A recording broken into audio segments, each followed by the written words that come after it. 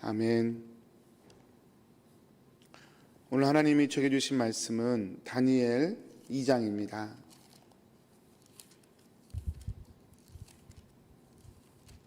다니엘 2장 14절에서 23절까지 저희 보겠습니다.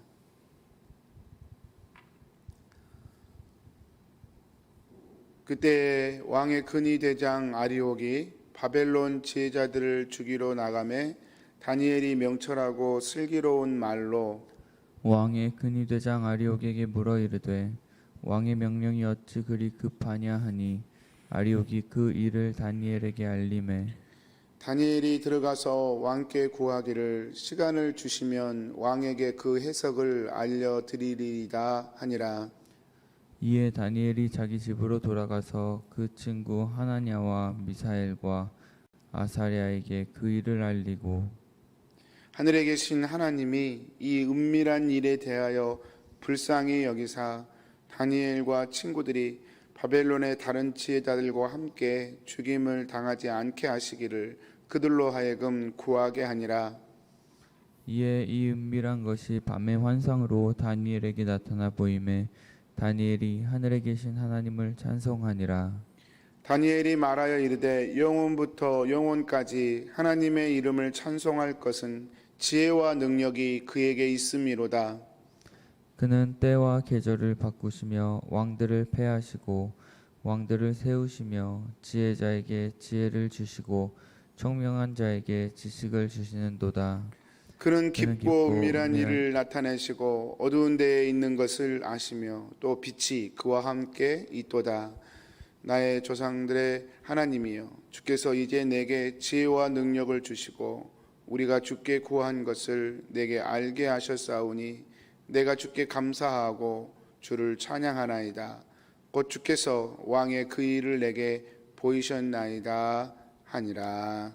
아멘. 성도님들, 제가 다니엘 말씀을 묵상하는데요. 다니엘이 뒷부분은 조금 난해한 구절들이 있지만 앞쪽에는 저희가 쉽게 묵상할 수 있는 그런 말씀들인 것 같습니다.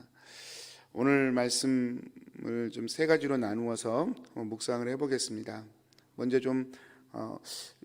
느부갓네살 왕은 왜 꿈을 말해주지 않았을까라고 하는 부분입니다. 느부갓네살 왕이 꿈을 꿨죠. 근데 그 꿈이 정말 좀 기괴한 꿈이었던 것 같습니다. 내일 보겠지만 그 꿈이 느부갓네살 왕 본인 스스로 생각하기에 너무 이상하고 정말 신비스러운 꿈이었던 것 같습니다. 근데 그 꿈을 말해주지 않고 맞춰보라. 그리고 그 꿈이 무슨 꿈인지 해석해보라. 그래서 이게 꿈과 그 꿈에 대한 해석을 바벨론에 있는 지혜자들에게 요구를 하게 되는데 그게 사람으로서 할 수 있는 일이 아니죠. 여러분, 그 사람이 무슨 꿈을 꿨는지 얘기해 줘야 해석해 주는 게 일반적인 상황인데 얘기를 안 해주고 그 꿈을 맞추고 해석까지 하라고 하니 이게 보통 사람은 할 수 있는 일이 아니었죠. 왜 느부갓네살 왕은 그 꿈을 말해주지 않았을까? 그 꿈을 알면도 불구하고 알려주지 않았다거나 아니면 이런 우리가 그럴 때가 있지 않습니까? 꿈을 꾸긴 꿨는데 그 꿈을 잘 기억이 안 날 때가 있잖아요. 감정만 남고 사실은 기억이 안 날 때가 있잖아요. 그것처럼 느부갓네살 왕이 꿈을 전혀 기억해내지 못했던 그렇기 때문에 말해줄 수가 없었다. 이 둘 중에 하나인데 참 논쟁이 많습니다. 느부갓네살 왕이 꿈을 몰랐다, 기억하지 못했다라는 해석도 있고 또 꿈을 꿨다, 알고 있다라고 하는 해석도 있고. 그런데 이제 제가 보기에는 말씀 묵상하면서 3절과 7절에서 어제 말씀이지만 계속해서 그 갈대아 술사들이 또는 박수들이 지혜자들이 요청을 합니다. 꿈을 알려달라고 요청을 합니다. 3절에도 그렇고 7절에도 그렇고 그렇게 요구를 합니다. 그리고 9절에 보면 결정적으로 느부갓네살 왕이 단호하게 자신이 꾼 꿈을 말해주지 않겠다고 말하면서 그 이유를 말하는데, 내가 꿈을 얘기해주면 너희들이 그것을 거짓 해석으로 붙여가지고 거짓말로 나를 속일 수 있지 않느냐.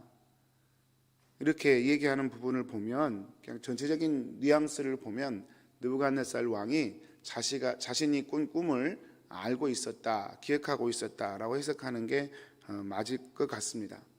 그렇다면 질문이 생겨요. 왜 그 꿈을 알면서도 기억하면서도 왜 지혜자들에게 말해주기를 꺼려했을까? 이것을 좀 이해하기 위해서는 당시의 문화에 대한 이해가 좀 필요합니다. 전문가의 도움이 좀 필요하죠. 제가 주석에 보니까 두 가지 대표적인 이유가 이렇게 해석되어 있었습니다. 제가 한번 그대로 읽어보겠습니다.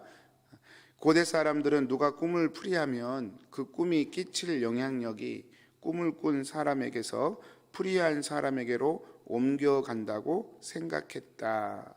오페니엄이라는 사람이 주석가가 해석한 건데요. 이게 고대 사람들 중에 있었다는 거예요.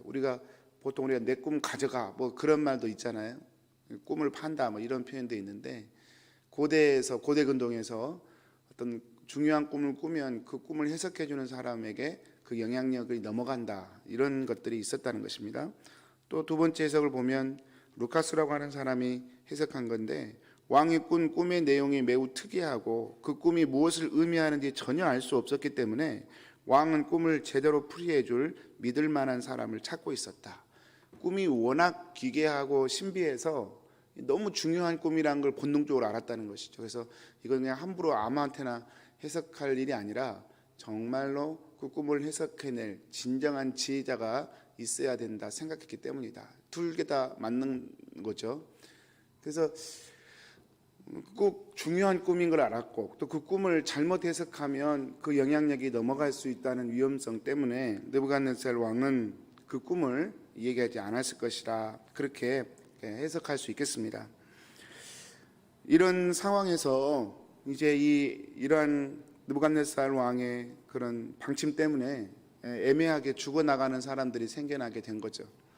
바벨론의 모든 지혜자들이 다 죽게 되었습니다. 근데 이런 상황에서 14절에 보면 다니엘이 명철하고 슬기로운 말로 이 상황을 해결해 가는 모습을 저희가 보게 됩니다. 바벨론 지혜자들을 죽이러 갔다고 아리옥이 죽이러 갔다고 14절에 기록되어 있는데 그것만 보면 다니엘이 아무 상관없는 것처럼 보이지만 사실 그렇지 않습니다. 13절에 보면 이미 바벨론의 지혜자들을 다 죽이라고 명령이 떨어졌고요. 그 속에는 다니엘과 세 친구도 이미 포함이 되어 있습니다. 그러니까 상황을 이해해 보면 이 근위 대장이 지금 다니엘을 만난 것이 오다 가다 우연히 만난 것이 아니라 사실은 죽이려고 온 것이죠. 왕의 명령을 수행하기 위해서 지혜자들을 다 지금 죽이려고 실행하고 있는 것이고 그 와중에 다니엘을 만난 것입니다. 그러니까 분위기가 그냥 이렇게 say hello가 아니죠. 그냥 그런 분위기가 아니라 왕의 명령을 집행하기 위해서 지금 지혜자들을 잡아서 죽이는 그런 상황에서 다니엘을 만났기 때문에 다니엘도 그런 상황에서 예외일 수가 없었죠. 굉장히 목숨이 왔다 갔다 하는 그런 상황이었고 급박한 상황이었고 위험한 상황이었을 것입니다. 그런데 이런 상황에서 다니엘이 그렇게 행동했다 성경은 기록해요. 명철하고 슬기로운 말을 건넸다 이렇게 표현합니다. 명철이란 말을 히브리어로 에타라고 하는데 명철이란 뜻도 있고 교활이란 뜻도 있어요. 교활은 굉장히 부정적인 해석인데 그래도 이게 지금 이 상황에서는 그냥 정말 나이가 18살에 불과한데 10대 후반 나이 아니 20대 초반 나이에 불과한데 교활할 만큼 신중했다는 뜻입니다. 목숨이 왔다 갔다 하는 상황인데 교활할 만큼 신중했어요. 슬기롭다는 말은 템이라는 히브리어인데요. 관리 또는 명령이라는 뜻을 가지고 있어요. 좀 의역해 보면 상황을 높은 차원에서 이렇게 바라보고 관리했다는 것입니다. 높은 차원에서 높이 멀리 크게 바라보면서 문제를 관리할 수 있었던 그런 지혜자였다는 것입니다. 성도님들, 하늘이 무너져도 솟아날 구멍은 있다. 호랑이에게 물려가도 정신만 바짝 차리면 산다. 이런 표현이 있죠. 다니엘이 딱 그 상황인 것 같습니다. 지금 근위대장이 지혜자들을 잡아서 죽이려고 다니는 그런 순간인데도 불구하고 여러분 다니엘이 그 소문을 미리 들었을 거예요. 뭐 상황이 그러니 급박했으니까 분명히 들었을 것입니다. 그 순서가 자기에게 왔어요. 그랬을 때 사람이 할 수 있는 어떤 당연한 반응이라고 한다면 내가 무슨 잘못 때문에 죽어야 되느냐, 사실 억울하지 않습니까? 꿈은 왕이 꿔놓고선 그 꿈도 얘기해 주지 않고 맞추라고 얘기하니 이게 참 억울한 일이죠. 더군다나 다니엘은 뭐 이제 갓 3년 채 되지 않은 정말 실습생에 불과한데 억울하죠. 그러나 왜 나를 이렇게 억울하게, 난 억울하다, 나는 정말 이래서는 안 된다, 이런 일은 내게 부당하다, 그렇게 분노하지도 억울함을 호소하지도 않습니다. 그래봤자 소용없다는 걸 알았기 때문이겠죠. 만 18세 소년이라고는 믿기지 않을 만큼 그는 침착하고 차분했습니다. 여러분이 다니엘의 이 침착함과 지혜가 참 오늘 저와 여러분에게 교훈이 되는 것 같습니다. 다니엘이 어제 주일 말씀에 하나님께서 지혜를 주셨다 그랬는데 그 지혜가 단순히 지식과 어떤 그런 게 늘어난 게 아니라 상황을 이렇게 스스로 복되게 해석하고 적용하고 헤쳐나갈 수 있는 능력이 지금 지혜 가운데 부어진 것 같습니다. 사랑하는 성도님들, 오늘 하루도 저와 여러분에게 이런 지혜가 열리게 되기를 축복합니다. 야고보서 1장 5절에 보면 우리가 잘 아는 말씀이 있죠. 너희 중에 누구든지 지혜가 부족하거든 모든 사람에게 후히 주시고 꾸짖지 아니하시는 하나님께 구하라, 그리하면 주시리라. 기도 제목이 생겨요. 주님, 제게 오늘 하루도 상황과 일어나는 사건에 대하여 적절하게 대처할 수 있는 지혜를 주옵소서. 제 인생을 향한, 교회 공동체를 향한 하나님의 비전과 하나님의 지혜를 부어 주옵소서. 이 기도 제목이 저절로 생기는 것 같습니다. 마지막으로 하나님께 문제 해결을 구하는 다니엘의 모습입니다. 17절과 18절입니다. 다니엘이 자신을 죽이러 온 근위 대장에게 시간을 달라고 요청을 합니다. 그래서 17절에 16절에 그렇게 얘기하죠. 내가 시간을 주시면 내가 그 꿈을 해석해낼 수 있겠습니다. 이렇게 얘기합니다. 시간을 번 것이죠. 그리고 시간을 번 다음에 그가 한 행동이 바로 친구들에게 달려갑니다. 그게 17절 18절 말씀이죠. 왜 달려갑니까? 기도를 요청하기 위해서 그렇습니다. 기도를 요청하기 위해서. 물론 자기도 기도하죠. 자기도 당연히 기도하고 주변 사람에게, 여러분 문제가 있을 때 또는 아픔이 있을 때, 염려가 있을 때 우리 중보기도팀에게 좀 기도를 요청해 주셨으면 좋겠어요. 우리 중비도팀이 기도하고 또 교회에서 기도하는 건 반드시 힘이 있습니다. 이 말하자면 다니엘이 친구들에게 중보기도를 요청한 것입니다. 여러분 이 상황을 보면 다니엘이 근위 대장에게 내가 시간을 주면 내가 해석해 주겠습니다라는 말을 할 때에는 어떤 하나님의 응답을 갖고 말했다거나 그런 것이 아니라는 것을 알 수 있습니다.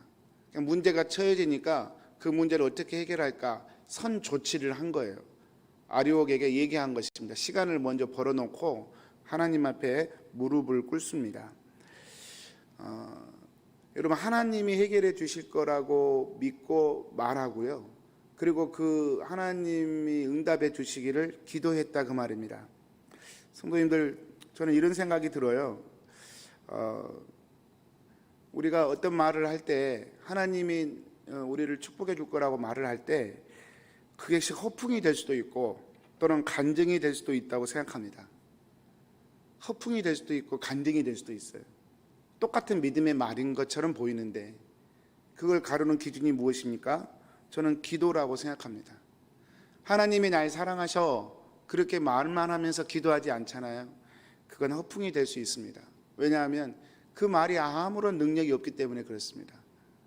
하나님이 날 사랑하셔 라고 아무리 얘기해도 자신 속에 확신도 감동도 없게 됩니다. 왜 그렇습니까? 기도가 없으면 허풍이 됩니다. 그러나 하나님이 날 사랑하셔 그 말을 하고 그것을 품고 기도의 자리로 나아가면서 하나님을 구하게 되면 그 말은 곧 나의 삶의 능력이 되는 것이죠. 내가 지금 아무리 어려운 상황이어도 힘든 상황이어도 하나님이 날 사랑하신다는 게 믿어진다면 그 믿음이 하나님이 주는 평안이 두려움과 또는 염려를 이겨낼 수 있는 능력이 되고 그것이 내 삶의 문제를 해결할 수 있는 실질적인 은혜가 된다는 것이죠. 사랑하는 성도님들, 오늘도 하나님을 기대하게 되시기를 축복합니다. 하나님이 내 삶의 문제를 풀어주시고 내 삶의 눈물과 애통함을 풀어주실 것을 기대하면서 기도의 자리로 나아가시게 되기를 축복합니다. 제가 몇 번 나누어 드린 적이 있지만 유학생 시절에 저희 아내와 제가 영어가 정말 지금도 잘 안 되지만 정말로 안 될 때 저희 민혁이가 임신된 상태에서 캐나다로 왔거든요. 그래서 민혁이를 낳고 이제 있는데 애기 엄마들 모이는 모임이 있었는데 저희 아내가 죽자사자 나갔어요. 이유는 한 가지입니다. 영어도 안 되고 참 어려운데 나간 이유가 그 당시에 나가면 우유 티켓을 줬습니다. 일주일에 4리터씩 우유 티켓을 줬어요. 한 달이면 16리터짜리 우유를 공짜로 마실 수 있는 티켓이었습니다. 그 티켓 받으려고 그렇게 나갔어요. 유학생 시절에 정말 모든 게 어렵고 힘든 상황이었기 때문에 악착같이 나갔던 것 같습니다. 사랑하는 성도님들, 사람이 그렇습니다. 기대가 있어야 움직입니다. 근데 하나님께서 우리의 삶을 그렇게 인도해 가신다는 것이죠. 삶의 두려움과 염려 가운데 하나님 그렇게 열어가신다는 것입니다. 성도님들, 제가 이렇게 한번 이런 생각 해봤어요. 제가 조은현 씨에 대한 글을 한번 읽은 적이 있는데, 조은현 씨가 10살 때 이미 바둑 천재로 소문이 났습니다. 너무 버라이어티한 바둑 수를 두는 거예요, 어린 나이에. 그래서 사람들이 와, 얘는 천재다, 그렇게 인정을 해줬다고 합니다. 그래서 11살 때 이미 최연소 프로 바둑 기사가 됐다고 합니다. 11살에. 대단한 거죠. 근데 13살 때 그 당시에 최고의 바둑 강국이었던 일본에 이제 유학을 가게 됐다고 합니다. 바둑 유학이죠. 13살부터 18살 사이에 일본에서 유학을 했는데, 그때 이 조은현 이 소녀는 바둑 인생의 큰 위기를 경험했다고 합니다. 왜냐하면 일본이 워낙 정석 바둑에 강했다고 그래요. 저는 바둑을 전혀 모르기 때문에 하여튼 정석에 아주 강한 바둑이 일본 바둑이었다고 합니다. 근데 너무 정석이 강해버리니까 이 변칙으로 바둑을 두는 조은현이 도저히 해볼 수가 없었던 것입니다. 그래서 계속 연전연패하면서 굉장히 힘든 시간을 보냈다고 합니다. 그래서 조은현 소년이 그 정석을 배우려고 정말 고생을 했다고 그래요. 그래서 수많은 날들을 밤을 새며 바둑의 정석을 익히는데 애를 썼다고 합니다. 근데 18살 이후에 한국으로 돌아오면서 이 조은현 소녀는 또 하나의 터닝 포인트를 갖는다고 합니다. 그게 뭐냐면, 정석을 이제 정말로 가진 다음에 여기서 내 바둑이 끝나면 안 된다는 생각을 갖게 됐다는 거예요. 그러니까 바둑을 둘 때 정석은 매우 중요합니다. 그런데 정석만 둬가지고는 바둑의 정상에 이르지 못한다는 사실을 그가 본능적으로 알았다는 거예요. 그래서 그가 한 일이 한국에 돌아와서 다시 변칙 바둑을 두기 시작했다는 거예요. 탄탄한 기본기 위에 변칙 바둑을 두면서 이 조은현 씨는 승승장구하고 결국 정상까지 오르게 되는 사람이 되었다는 것이에요. 제가 그 글을 읽으면서 어쩌면 우리 신앙에도 그런 단계가 있을 수 있겠다는 생각을 해봅니다. 우리가 예수님을 처음 믿을 때는 사실 십자가의 은혜, 복음의 은혜 잘 모르고 그냥 예수님 믿으면 좋고 예수님 믿으면 마음이 좀 이렇게 달래지고 그래서 예수님 믿습니다. 그러다가 복음을 정말로 깨닫게 됩니다. 저희 교회는 지난 수년간 이 복음을 붙들고 참 나름대로 열심히 달려왔습니다. 또 앞으로도 이 복음을 내 신앙의 가장 정석으로, 기본으로, 어쩌면 전부에 가까운 것으로 받아들이며 갈 것입니다. 그러나 우리의 삶은 우리가 십자가의 은혜를 붙들면서 가면서 우리의 삶의 실질적인 문제도 하나님 앞에 딜링될 때 신앙에 더 힘이 있을 수 있겠다는 생각을 또한 해보게 됩니다. 당장 힘들고 어려운데 이 십자가의 은혜가 내 삶에 어떻게 풀어질까? 그 문제가 함께 풀어지면서 십자가의 은혜도 함께 풀어져야 더 우리가 주님을 더 구체적으로 경험할 수 있을 거라는 것이죠. 사랑하는 성도님들, 그런 차원에서 저와 여러분이 십자가의 복음을 사랑하지만 동시에 하나님의 내 삶의 문제를 해결해 주실 것을 기대하셔야 합니다. 오늘도 하나님께서 내 가정의 문제, 내 인생의 문제, 내 육체의 건강의 문제, 자녀의 문제, 하나님이 관심이 있으시다는 사실을 보셔야 합니다. 당연하죠. 다만 저희가 십자가의 은혜를 다 빼버리고 그것만 바라볼까 성경이 염려하는 부분이 있다는 것도 인식하면서 십자가의 은혜 붙들고 동시에 내 삶을 향한 하나님의 개입과 은혜를 구하는 그런 우리 성도님들 되시기를 주님의 이름으로 축복합니다. 결론적으로 이거예요. 하나님을 기대하자는 거예요. 하나님이 우리의 삶의 문제들을 풀어주시기를 구하라는 것입니다. 우리 한번 은혜 있게 능력 있게 구했으면 좋겠어요. 그래서 제가 오늘 이제 내년에도 좀 더 삶의 구체적인 영역에 복음을 적용하고 하나님의 은혜를 구할 수 있는 그런 방법들을 한번 말씀 해석을 하면서 한번 증거해 보려고 합니다. 성도님들, 오늘 하루도 힘내십시오. 하나님이 여러분의 눈물과 여러분의 고통을 보고 계십니다. 함께 해결해 가기를 원하십니다. 다니엘에게 그 이 어려운 상황에서 그 꿈을 보여주시고 환상을 열어주셔서 다니엘에 하여금 그 위기를 통해 더 높이 다니엘을 세우시는 하나님이 계셨습니다. 오늘 그 은혜가 우리 성도님들에게 그리고 저에게 있는 줄 믿습니다. 그 은혜 안에서 오늘 하루도 담대하게 여러분 힘있게 사시기를 축복합니다. 우리 기도하겠습니다. 사랑하는 하나님, 오늘 또 하나님의 말씀 주셔서 감사합니다. 다니엘의 지혜를 저희가 구합니다. 어떤 상황에서도 명철하고 슬기롭게 대처할 수 있는 은혜가 있기를 소원합니다. 하나님, 내 삶의 모든 문제가 하나님께 달려있음을 오늘 또 말씀을 통해 깨닫게 됩니다.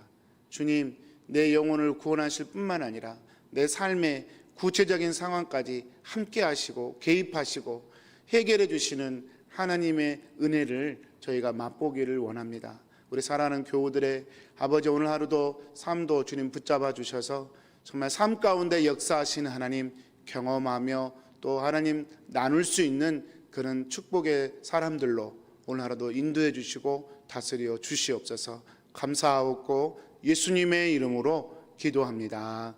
아멘.